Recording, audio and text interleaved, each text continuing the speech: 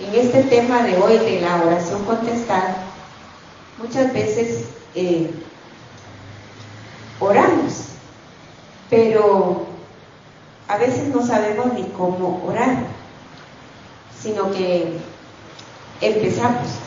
Y lo difícil, hermanos, como en todo, ¿verdad? Muchas veces es empezar. Yo escuchaba una meditación, una prédica de un siervo hace tiempo que decía: yo le voy a dar las claves para que ore, para que usted, porque miren, hermanos, no podemos negar que el mantenernos en oración constante, como dice la Biblia, no es fácil. Entonces este siervo decía: yo le voy a dar 6 claves para que usted logre encarrilarse en lo que es la oración y nunca la abandone, y usted pueda llevar esa vida de oración que Dios quiere. Porque miren, hermanos, realmente, como dijo alguien, y yo creo que es cierto, no orar es pecado. No orar es pecado. Yo ya lo llegué a creer, y es que la Biblia nos impulsa a eso, porque orar es hablar con Dios. ¿Cuántas veces no lo ha predicado el siervo? Orar es hablar con Dios, ¿verdad? No podemos estar diciendo que tenemos comunión con Dios y que tenemos una vida agradable a Él si no oramos, ¿verdad?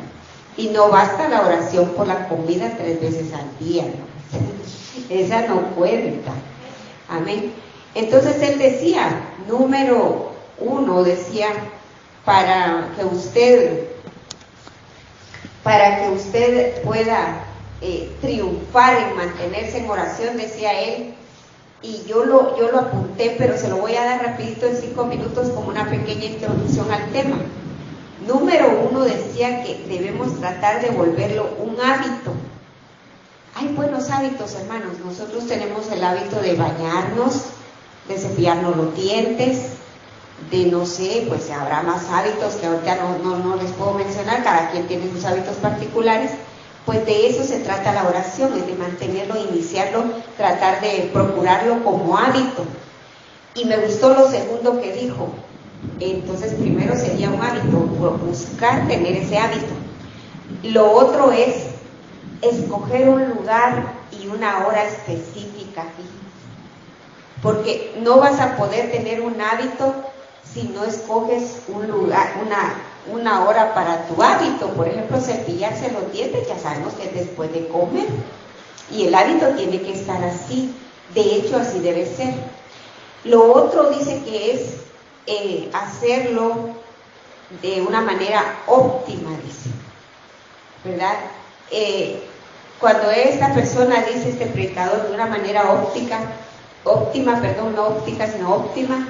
se refiere a que tú puedas, digamos, tener toda la energía y el impulso para hacerlo, ¿verdad? No vas a escoger orar después de comer, porque posiblemente te quedes dormido después del almuerzo. Entonces, cada quien debe escoger el lugar. Por ejemplo, dice que algunas personas deciden hacerlo antes del desayuno, en la mañana levantarse. Otras deciden hacerlo después de tomarse un cafecito, ¿verdad? Porque les cae muy bien. Entonces, buscar una hora óptima. Otras escogen el momento en que los hijos se van a la escuela para ponerse a orar, porque ya sacaron a los hijos ya. Y entonces ya cada quien tiene diferentes actividades en la mañana. Dice también que hay que equiparnos para orar. Lapicero, notas y la Biblia, básico. Puedes equiparte con otras cosas. Nosotras las mujeres nos equipamos con algo más, ¿verdad? Pero hay que equiparse para la oración. ¿Y por qué lapicero y notas? Porque Dios te puede hablar ahí algo y tú vas a tomar nota, porque es un diálogo con Dios. Lo que pasa es que nosotros le llamamos hablar con Dios, pero es un diálogo, porque Dios también nos dice cosas en la oración. Lo otro es que la Biblia es básica. Dice que no debemos empezar a orar sin antes leer la Biblia. Alguien dijo, solo tiene derecho a hablar el que ya escuchó. qué mejor que para hablar con nuestro Rey, ya haberlo oído a Él. Amén. Lo otro es de que dice que debemos, cuando oramos, debemos preguntarle a Dios cosas. No solamente hablar y orar. Hay que preguntarle, porque es un diálogo, es una búsqueda de comunicación con Él. Aleluya. Entonces dice que también deberíamos llevar ese cuaderno de notas para anotar todas las horas, en todas las cosas que le hemos pedido, todas las que ya nos contestó, porque a veces somos desagradecidos. Entonces, cuando nosotros tomamos ese control, vamos a estar agradecidos con Dios. Dice que no es malo, de hecho es lo que se recomienda, ponernos la armadura de Dios cuando vamos a orar.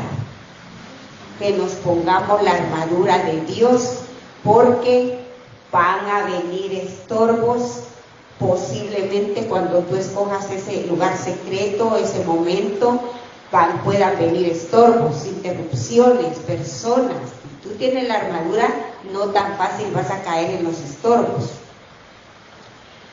Y así Él da estos tips, digamos, para que nosotros podamos permanecer y no fracasar en el deseo de mantenernos, de orar sin cesar.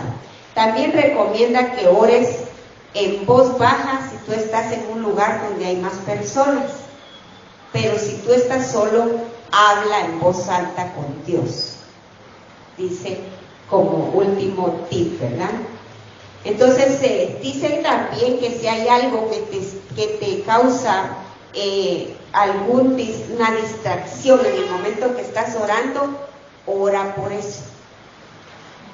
Si por ejemplo estás orando y llegaste al templo, si digamos si fue aquí, y estás pensando, peor si dejaste conectado un aparato, ora por eso, porque eso te está distrayendo y no te deja que tú logres mantener la comunicación con Dios. Bueno, después de esta abrupta introducción, pero muy necesaria y tal vez les va a servir mucho como a mí, vamos a entrar al tema que es la oración contestada, ¿verdad? ¿Cómo de verdad nosotros podemos estar seguros de que esa oración va a ser contestada?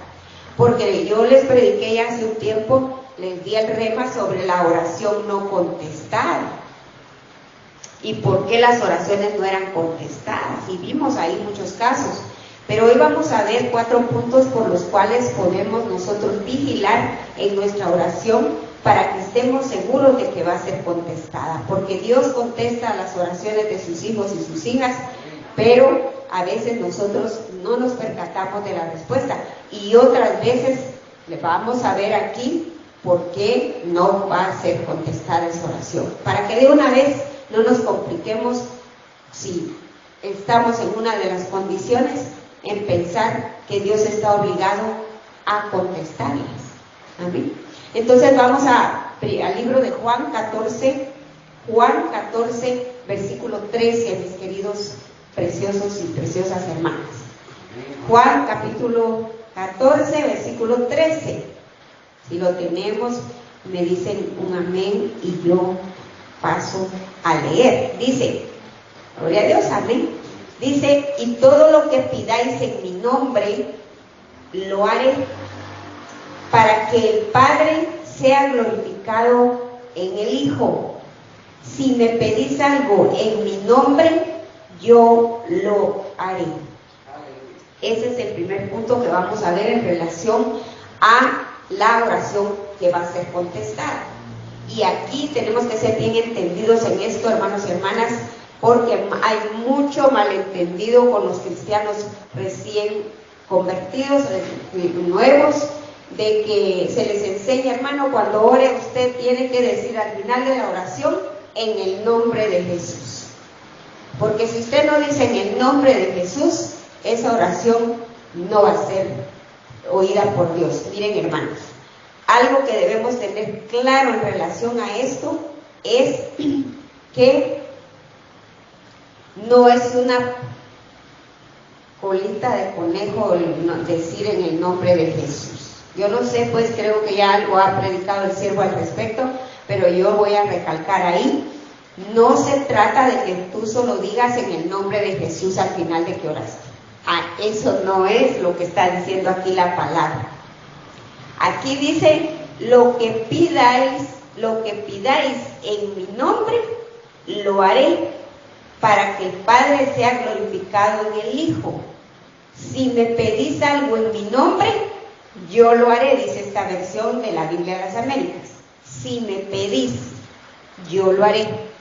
Mira pues, entonces, ¿qué significa entonces pedir en el nombre de Jesús? ¿Quién es el camino, la verdad y la vida, hermanos? Cristo, y a su nombre, gloria, amén. Si Él es el camino y Él dice pidan en mi nombre, ¿a qué se refiere? ¿Verdad? Vamos a poner un ejemplo. Digamos que tú vas por un lugar buscando una dirección y vas a pie y no encuentras la dirección, y entonces encuentras a una persona y le dices, disculpe, usted no sabe dónde queda esta dirección. Entonces la persona te va a decir, yo sí sé dónde queda y precisamente yo voy para allá, acompáñenme. Entonces tú te vas a ir a la par de esa persona, seguro de que vas a encontrar la dirección y tu resultado va a ser bueno, porque esa persona conoce y ya seguramente conoce también y ha pasado por ahí muchas veces. Pues cuando está diciendo que Cristo es el camino, eso se refiere. Él era experto en la oración. Él dice en mi nombre, quiere decir a como Él lo pide, a como Él lo dejó prescrito, ¿verdad? Pedir las cosas en la forma en que Cristo lo enseñó. Él es el camino, Él es el ejemplo, Él es el que te guía y te dice cómo orar. En el nombre de Jesús es a la forma de Cristo, ¿verdad? Cristo era un hombre que oraba con mucha fe y con una vida constante de entrega, de obediencia a Dios. Entonces dice, cuando dicen el nombre de Jesús se refieren a que va firmado por Cristo.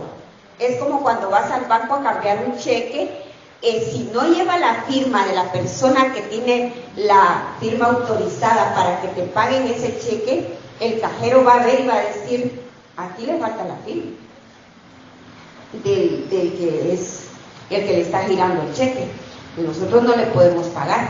Cristo es la firma de tu oración. Si no estás en la vía y en la forma de Cristo, en los parámetros bíblicos que Cristo dejó enseñados, no solamente lo dejó enseñado verbalmente, sino con su ejemplo. Si no estás en los parámetros bíblicos de Cristo, no lleva firma. Entonces no estás pidiendo en su nombre. No estás pidiendo en su nombre, es como que llegues con el cheque sin firma. Entonces el Padre va a ver tu oración, no trae la firma, va a decir. De tal manera que tengamos claro que no basta con decir en el nombre de Jesús, no, sino que debemos tener claro que es así como Cristo le agradaría, como Él es, como el ejemplo que es Él. Amén. Entonces, miremos, hermanos, Efesios 6:18. Efesios 6:18. Dice ahí, con toda oración y súplica, orad en todo tiempo en el Espíritu, y así velad con toda perseverancia y súplica por todos los santos. Entonces vemos aquí que es una forma en que el Señor dice, ¿verdad? Que es suplicando.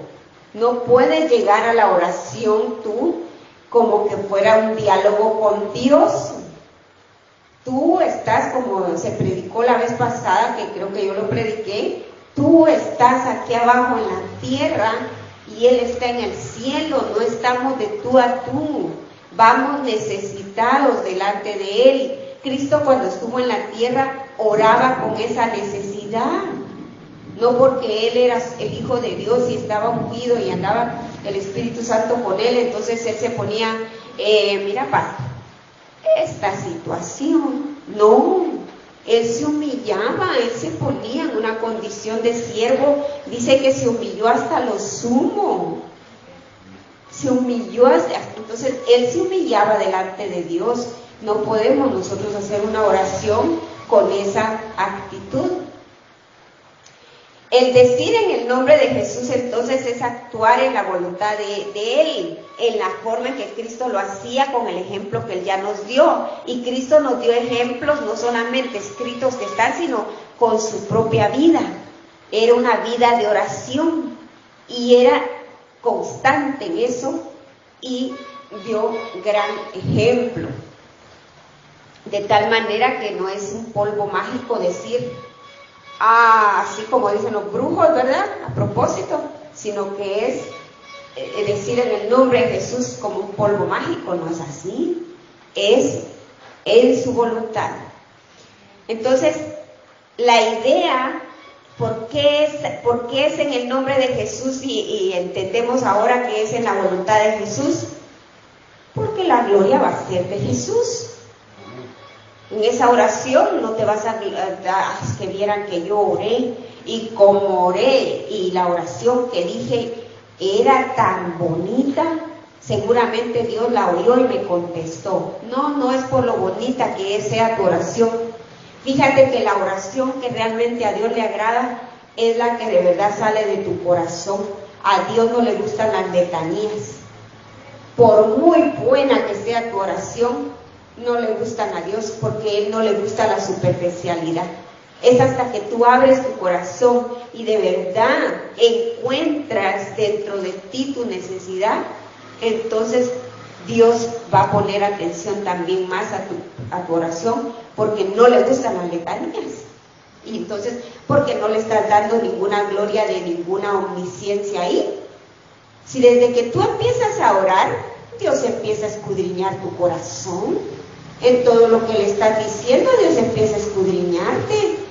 ¿Por qué te empieza a escudriñar el santo? Porque te quiere ayudar a que encuentres tu necesidad. A veces venimos, como dicen todos, totorecos a la oración y ni sabemos por qué.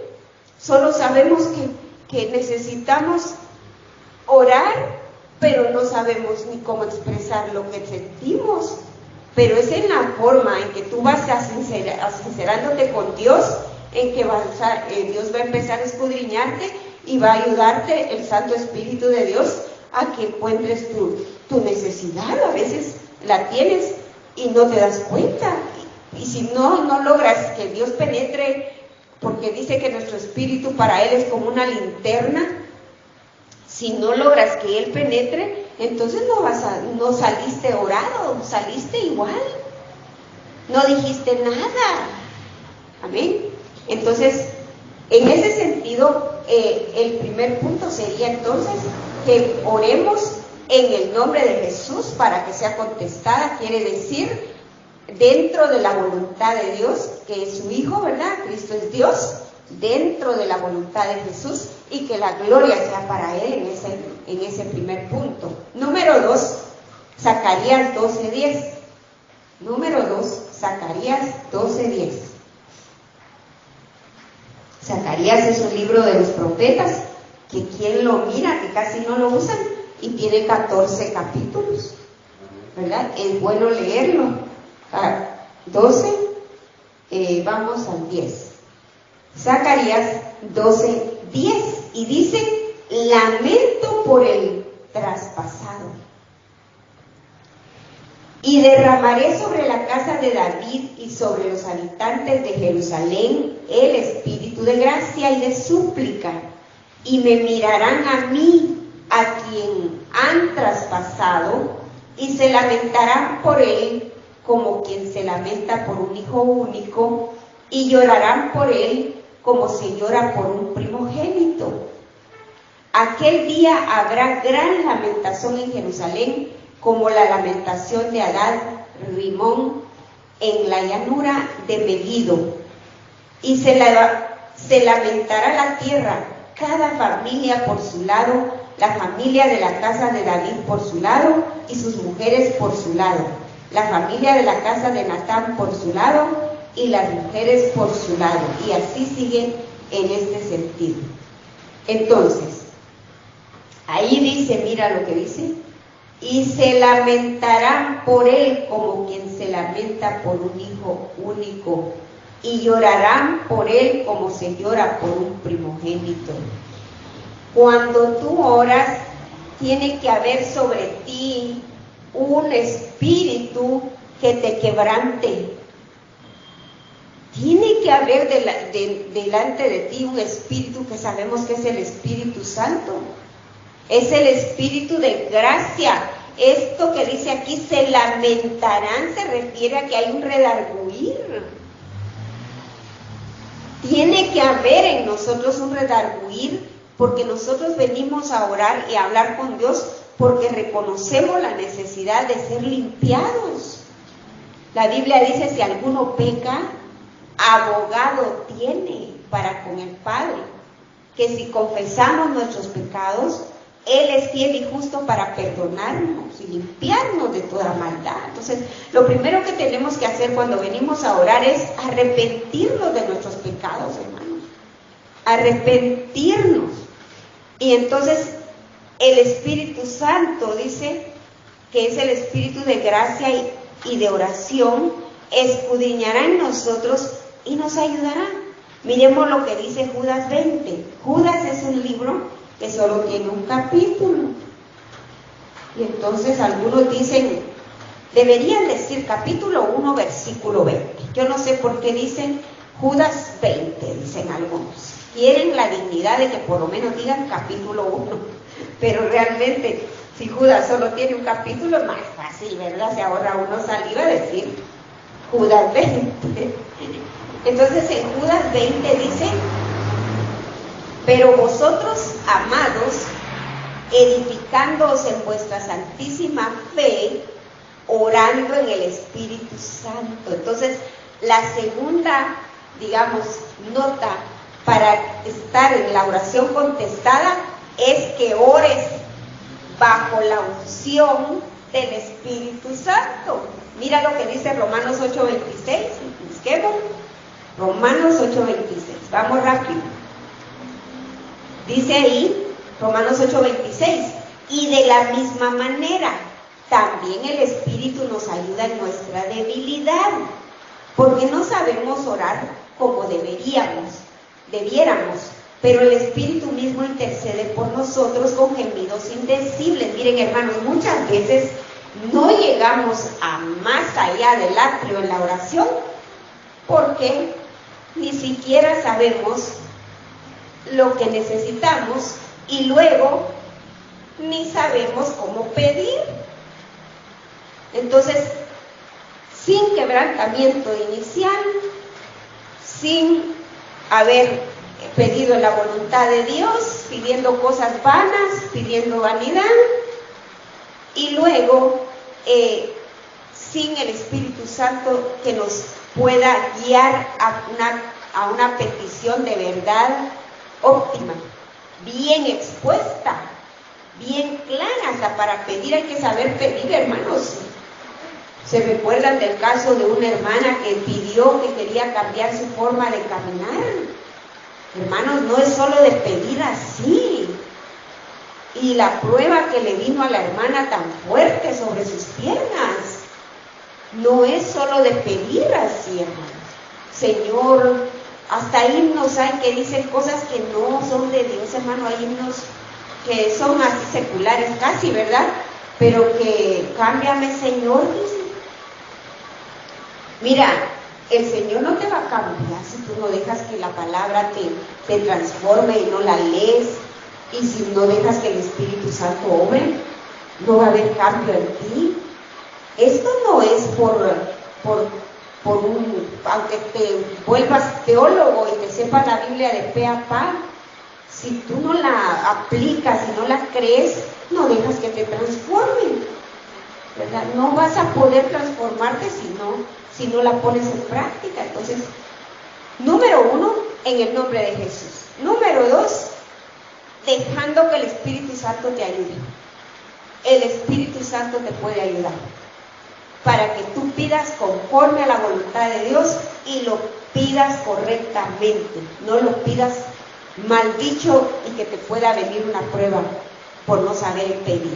La Biblia dice, ustedes piden y no reciben porque piden mal. Piden para vuestros deleites y vuestros deseos, para vuestras pasiones. Entonces uno dice, esto que voy a pedir es lícito, lo puedo pedir, lo merezco. No, deja que el Espíritu Santo te ayude en tu debilidad. Deja, pero en ese sentido, cuando digo en tu debilidad, me refiero a que reconozcas que no tienes la capacidad de pedir y decir, Señor, la verdad es que yo sí quiero pedirte, pero la verdad, Señor, no sé cómo pedirte. Entonces el Espíritu Santo te va a ayudar.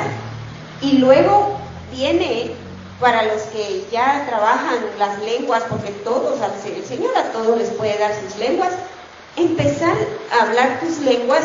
Yo estoy seguro que muchos y muchas ya las tienen, pero no quieren soltar la lengua, no quieren que el Señor tome sus lenguas. Y hay un salmo que dice, abre tu boca que yo la llenaré. Solo ábrela, créele al Señor y Él la va a llenar. No te resistas a ese regalo, amén. Y es oportuno decirlo. Vamos al número 3. Entonces, bajo la unción del Espíritu Santo, hay seguridad de una buena oración presentada y seguramente contestada, porque si algo va a hacer el Espíritu Santo es pedir conforme a la voluntad de Dios. ¿Y saben una cosa? Pedir conforme a la voluntad de Dios es de una vez saber que no te lo va a dar como lo pediste, pero que tú ya lo agradeces. No te va a dar lo que tú pediste, pero como tú lo dijiste, Señor, hágase conforme a tu voluntad, ya vas agradecido. No vas a decir nada, venga lo que venga. Señor, si eso que yo te pedí, que ya casi lo tengo, no es tu voluntad, quítamelo. Ras, te lo quitó. No vas a estar renegando, porque tú pediste la voluntad y desde el momento en que lo dijiste, ya estás agradecido. Señor, y sea así o sea no, gracias, Padre. Amén. Número 3, Salmo 66, 18. Número 3, Salmos 63, 18.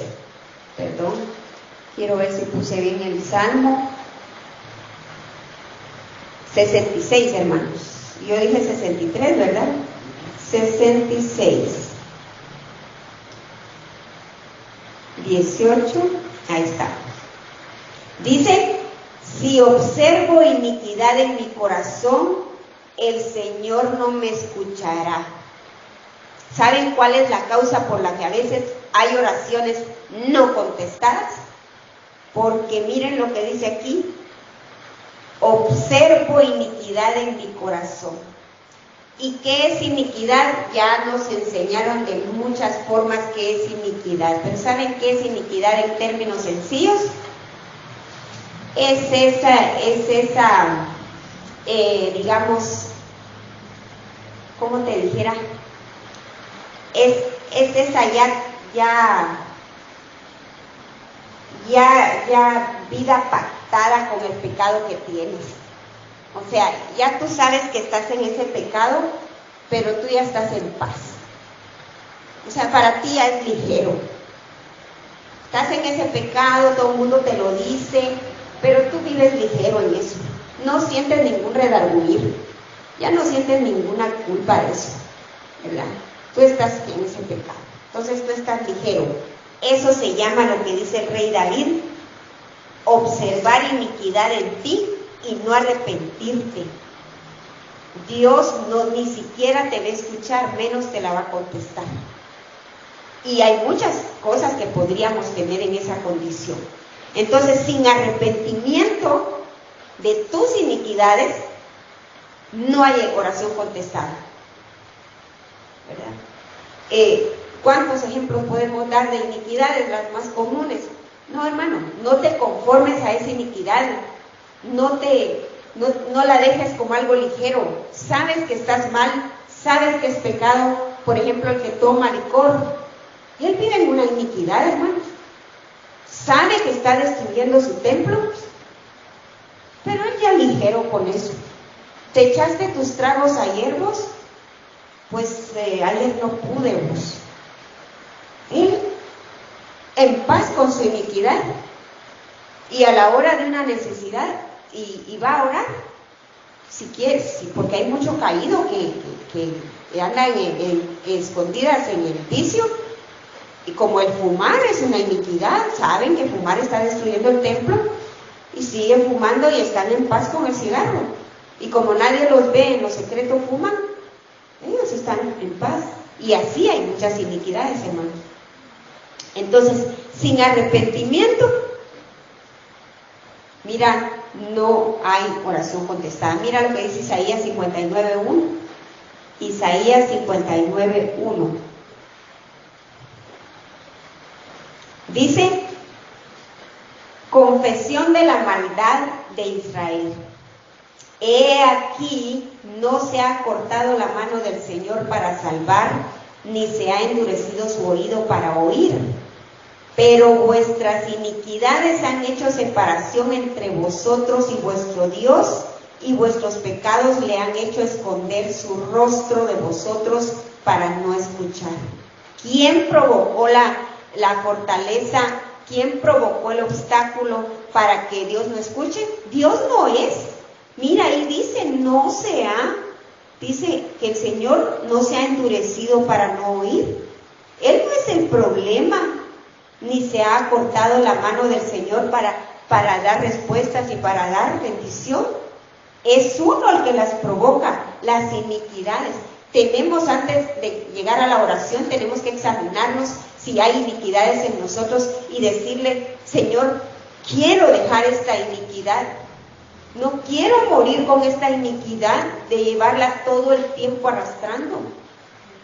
Entonces, las iniquidades pueden provocar que una oración no sea contestada. ¿Saben qué otra cosa puede provocar? Una vana ofrenda.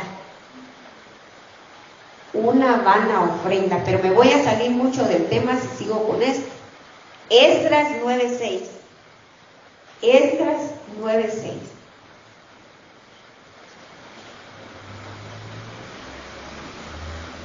Dice Esdras: y dije, Dios mío, estoy avergonzado y confuso para poder levantar mi rostro a ti, mi Dios, porque nuestras iniquidades se han multiplicado por encima de nuestras cabezas y nuestra culpa ha crecido hasta los cielos. Miren, hermanos, adorar ídolos, venerar imágenes, eso es una iniquidad, hermano. Yo no sé cómo alguien puede, aunque diga que ya no lo hace, que solo es un adorno en casa, pero ahí la tiene en casa, o que la carga colgando en el cuello, pero ahí la carga colgando. De alguna forma está venerando, le está dando un espacio en su vida. Eso es una iniquidad, y de esa forma no va a haber respuesta, hermanos. No va a ser una oración contestada. Y queremos que sea contestada. Entonces, para que sea contestada, confesemos nuestras iniquidades y apartémonos de ellas. ¿Saben qué otra iniquidad hay? La rebeldía. Hay gente que es rebelde, hermanos. Es rebelde a sus padres, es rebelde a sus jefes, es rebelde a la palabra. Pero quieren que la oración sea contestada. No va a ser contestada si tú das señales de rebeldía. No va a ser contestada. Y la número 4, vamos a Primera de Juan 3:22. Primera de Juan 3:22 es la última, la número 4. Primera de Juan 3:22. Dice: y todo lo que pidamos lo recibimos de Él, porque guardamos sus mandamientos y hacemos las cosas que son agradables delante de Él. Amén. Y mira lo que dice Primera de Juan 5, es Primera de Juan, ¿sí? Miremos Primera de Juan 5:14. Dice, y esta es la confianza que tenemos delante de Él, que si pedimos cualquier cosa conforme a su voluntad, Él nos oye. Entonces, guardar los mandamientos del Señor está en la voluntad de Dios. Amén. Entonces dice, y ahí tenemos la confianza, que si pedimos conforme a su voluntad, Él nos oye. Y mira, y sabemos que Él nos oye en cualquier cosa que pidamos, dice el 15. Sabemos que tenemos las peticiones que le hemos hecho.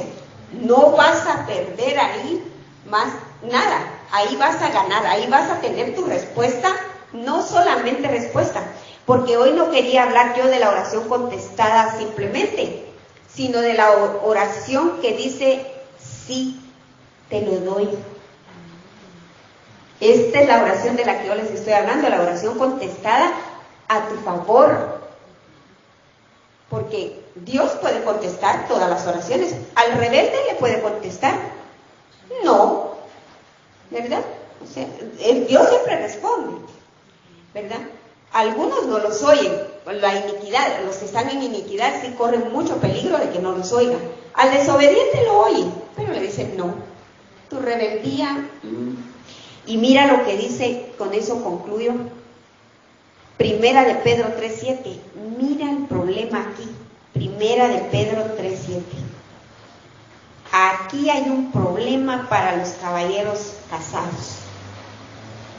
Vosotros, maridos, igualmente convivid de manera comprensiva con vuestras mujeres, como con un vaso más frágil, puesto que es mujer, dándole honor como a coheredera de la gracia de la vida, para que vuestras oraciones no sean estorbadas.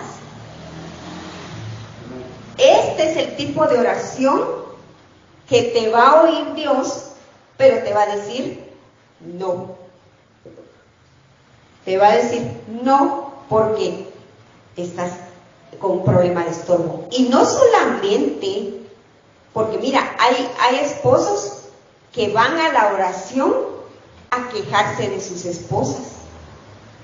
Ellos mismos se ponen el estorbo, porque están mostrando falta de todo lo que pidió ahí el Señor, de todo lo que recomienda. Y por otro lado, otros llegan hasta el grado de orar por sus peticiones, estando peleando con la esposa y no yéndole a pedir perdón. No, es que la que se tiene que disculpar es ella. Y igual la esposa también. Hay momentos en que la esposa también debe pedir perdón también si se salió demasiado del huacal, ¿verdad?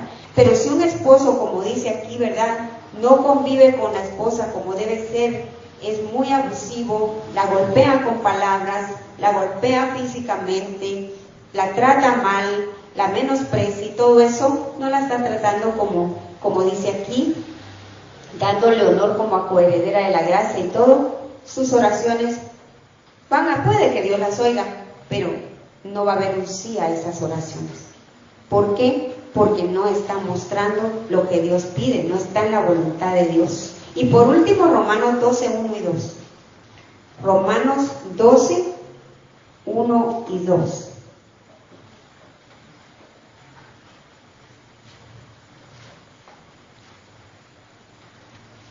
Dice ahí, por consiguiente, hermanos, os ruego por las misericordias de Dios que presentéis vuestros cuerpos como sacrificio vivo y santo, aceptable a Dios, que es vuestro culto racional.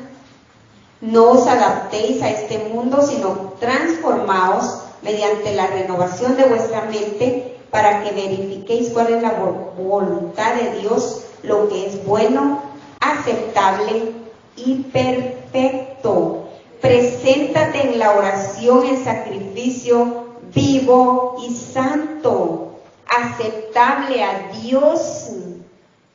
Humíllate delante de Dios en un sacrificio vivo, diciéndole a nuestro Rey que tú estás ahí, que quieres obedecerle y que quieres hacer su voluntad, que tienes peticiones, pero que al final tú quieres que se haga su voluntad. Amén.